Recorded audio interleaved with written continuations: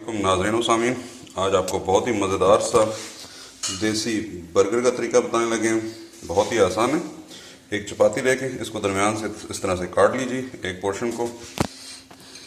ये एक चम्मच जो है ना वो मायोनीज़ और केचप को मिक्स कर लिया हमने। केचप और मायोनीज़ का जो मिक्सचर है इसको एक पोर्शन में लगा दिया। दूसरे पोर्शन में प्याज गोल काट के 3 पीस वो रख लिए, 3 से 4 पीस खीरे के रख लिए और आखिरी पोर्शन में 3 अदद हमने जो है ना वो टमाटर के पीस रख लिए।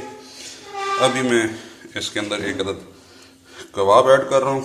ठीक है जी, इस कबाब को हमने यूं करके फैला देना है। ये हो गया जी। अभी हम इसको कर लेंगे रोल।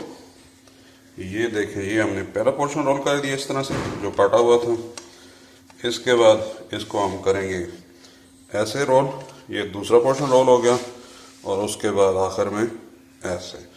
और ये जो है ना हमारा बेहतरीन सा देसी बर्गर ब्रेड वाला तैयार हो गया। अभी इसको हम थोड़ा सा ग्रिल पैन में या तवे के ऊपर घी लगा के मज़ीद गर्म कर लेंगे। आप चाहें तो इसके अंदर मायोनीज़ भी ऐड कर सकते हैं, जो है ना वो इसके अंदर चीज़ भी शामिल कर सकते हैं।